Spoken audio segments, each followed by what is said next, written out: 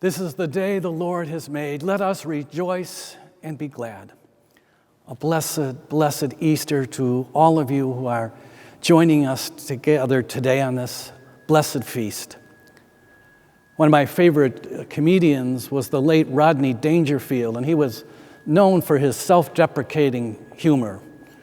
For instance, a routine of his would be, "My luck is bad. I've got the worst luck that anybody's ever had. No matter how bad your luck is, my luck has been even worse. In fact, my life is so bad. You want to know how so bad? If I bought a cemetery tomorrow, people would stop dying."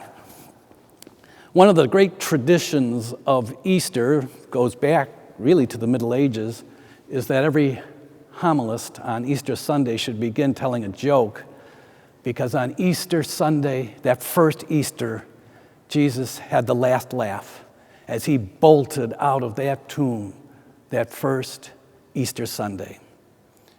Every Easter speaks to the power of the risen Christ. Every Easter we yearn for its message of hope and peace, its message of believing in tomorrow, believing in the power that we can possess to transform the world. But I think you'll agree with me, of all the Easters that any one of us have ever celebrated, this has been the most unique of Easters, the most challenging of Easters. You know, Easter often comes at the end of our long Lenten journey of self-denial and penance. Easter celebrates and leads us to the precipice of spring, of nature beginning anew, of the church being born again. We have now been several weeks into this pandemic. We've been living in our homes, many of us developing all sorts of patterns that are very foreign to us, of being around family members night and day. You know, this would normally be spring break.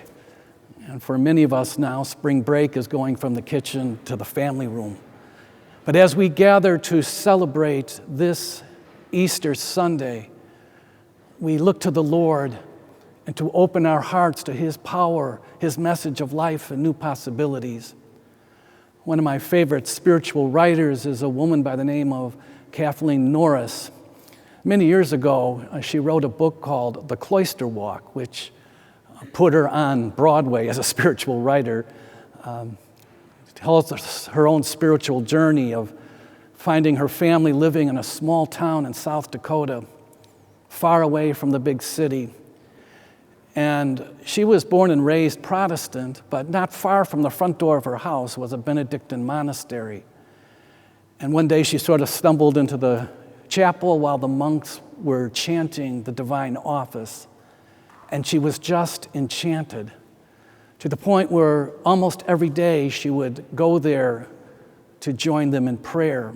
Then she started going there on Sundays to celebrate the liturgy. The liturgy in the Benedictine tradition is so powerful with its elegance and simplicity. She eventually asked one of the monks to be her spiritual director, and she became fascinated with the monastic movement and its history. She was studying the early roots of monastic tradition, and in the 4th century there was a great crisis that the Desert Fathers wrote about, a phenomenon that was ripping at the very fabric of monastic life. It was a phenomenon, a vice, a debilitating force they called acedia.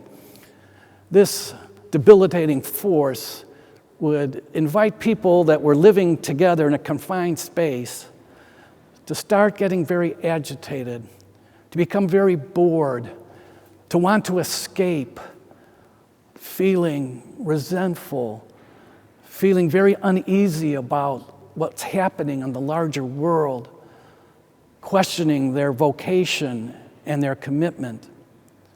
As I was rereading this book recently, I kind of felt maybe right now many of us are suffering from this debilitating force to some degree.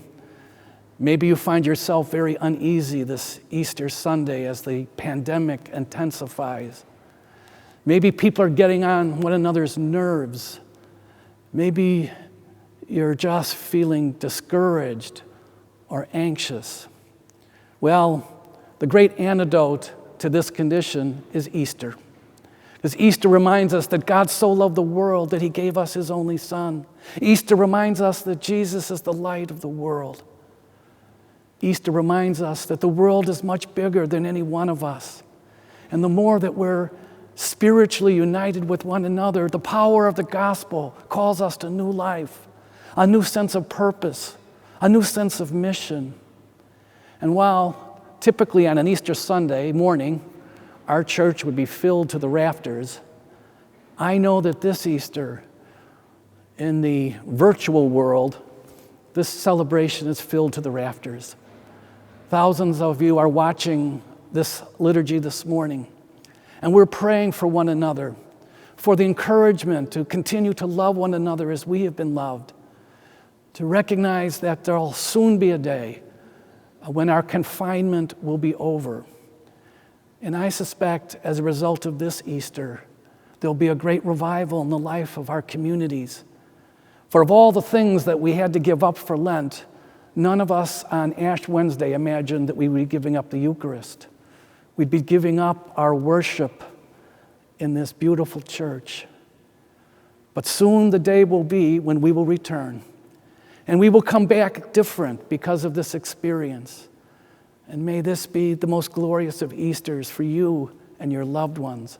May all of us take the time in these Easter days to praise God for the spring that is emerging all around us, for the glorious gospels of the Easter season, the great reflections of how those first Christians, facing far more difficulties than we can imagine, began to build the foundation of the faith that we enjoy today.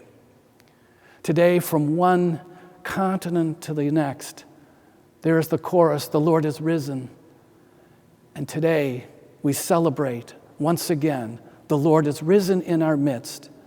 May we come to bring that message into our homes and into our communities. May your Easter be blessed.